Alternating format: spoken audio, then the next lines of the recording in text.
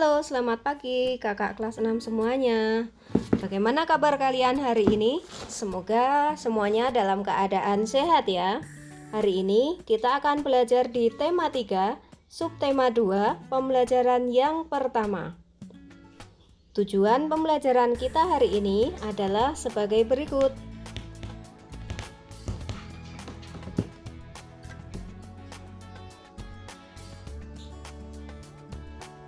Kakak kelas 6, perkembangan kehidupan masyarakat tentunya banyak dipengaruhi oleh beberapa penemuan seperti penemuan televisi yang mampu mengubah peradaban dunia. Sekarang kita baca bersama teks eksplanasi ilmiah yang berjudul Si Kotak Ajaib. John Logie Baird lahir di Skotlandia 13 Agustus 1888. Ia adalah penemu yang pada kesempatan itu untuk pertama kalinya menunjukkan bahwa gambar hidup dapat ditransmisikan melalui pesawat yang sekarang dikenal sebagai televisi. Baird mendemonstrasikan televisi di depan para bapak-bapak dan ibu-ibu di Royal Institute London untuk pertama kalinya pada tahun 1925. Seiring dengan perkembangan teknologi, lalu televisi kemudian terus berkembang hingga menjadi semakin canggih seperti saat ini. Prinsip kerja televisi secara umum adalah mengubah sinyal elektronik dan magnetik menjadi gambar dan suara. Sinyal tersebut berupa gelombang elektromagnetik, yaitu gelombang yang terdiri atas medan magnet dan medan listrik. Gelombang elektromagnet dapat merambat, dipantulkan, dan dibiaskan tanpa media perantara. Gambar yang kita lihat di layar televisi adalah hasil produksi dari sebuah kamera. Pada awalnya, objek gambar yang ditangkap kamera akan diubah menjadi sinyal gelombang elektromagnetik. Sinyal tersebut akan ditransmisikan oleh pemancar ke pesawat penerima pada televisi. Pesawat televisi akan mengubah sinyal yang diterima menjadi objek gambar yang utuh sesuai dengan objek yang ditransmisikan dalam bentuk hitam putih atau berwarna. Jadi, televisi adalah sebuah media telekomunikasi yang berfungsi sebagai penerima siaran gambar bergerak beserta suara. Kata televisi merupakan gabungan dari bahasa Yunani. Tele artinya jauh dan Latin visio artinya penglihatan, sehingga televisi dapat diartikan sebagai alat komunikasi jarak jauh yang menggunakan media visual atau penglihatan. Penemuan televisi juga dikategorikan sebagai penemuan besar yang mampu mengubah peradaban dunia. Nah, kakak kelas 6, sekarang kita akan menuliskan informasi penting dalam setiap paragraf pada diagram berikut ini. Paragraf 1 berisi topik masalah, yaitu penemuan televisi.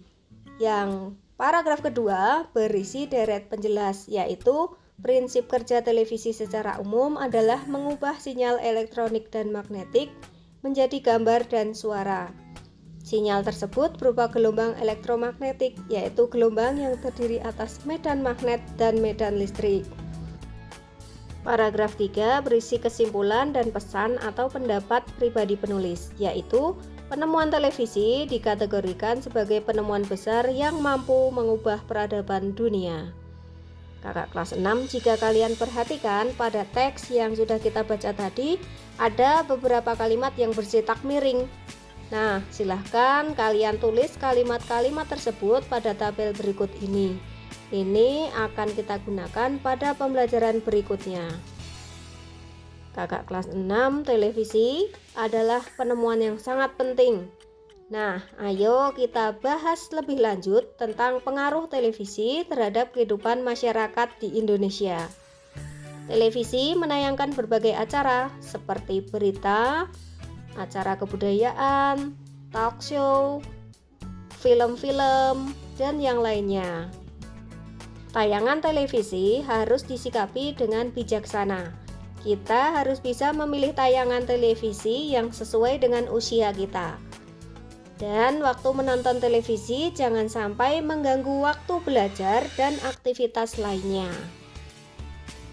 Sekarang silahkan kalian isi diagram berikut ini tentang pengaruh televisi terhadap kehidupan masyarakat di lingkunganku. Televisi memberikan pengaruh positif atau pengaruh baik dan juga memberikan pengaruh negatif atau pengaruh yang tidak baik. Dampak positif televisi, yang pertama, menambah informasi dan wawasan. Yang kedua, mendapatkan berita terbaru dari dalam negeri maupun luar negeri. Yang ketiga, sebagai sarana hiburan. Yang keempat, dapat menambah kreativitas. Acara yang kreatif bisa mengajak anak-anak semua untuk ikut berkreasi. Dampak negatif televisi antara lain, yang pertama, meniru adegan yang tidak pantas. Misalnya kekerasan, kemudian ucapan-ucapan kasar yang tidak baik. Kemudian yang kedua, tayangan yang kurang mendidik dan tidak sesuai dengan budaya kita. Kemudian yang ketiga, budaya konsumtif karena melihat tayangan iklan di televisi. Selain menggunakan televisi, di rumah kita juga menggunakan lampu listrik. Pada pertemuan sebelumnya kita telah belajar tentang rangkaian listrik seri. Hari ini kita akan mempelajari rangkaian listrik paralel. Rangkaian listrik paralel, alat-alat listriknya atau komponennya disusun secara bercabang. Jadi, jika salah satu lampunya padam, maka lampu yang lain belum tentu padam, masih tetap menyala. Kemudian, terang semua lampu sama berapapun jumlah lampunya. Yang ketiga, biaya lebih mahal karena membutuhkan lebih banyak kabel atau komponen. Contoh rangkaian lampu paralel yaitu rangkaian lampu listrik di rumah-rumah dan rangkaian lampu lalu lintas. Kita dapat membuat rangkaian listrik paralel sederhana dengan alat dan bahan berikut ini. Yang pertama, kita membutuhkan beberapa lampu kecil atau lampu senter. Kemudian baterai, saklar kecil, gunting, isolasi, dan kardus untuk alas. Jika sudah dirangkai, silahkan membuat laporan kegiatan percobaan seperti berikut ini.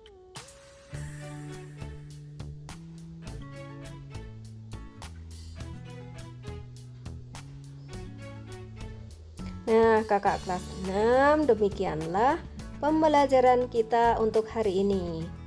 Semoga pembelajaran hari ini bermanfaat untuk kita semua. Sampai jumpa di pembelajaran selanjutnya. Terima kasih, Tuhan memberkati.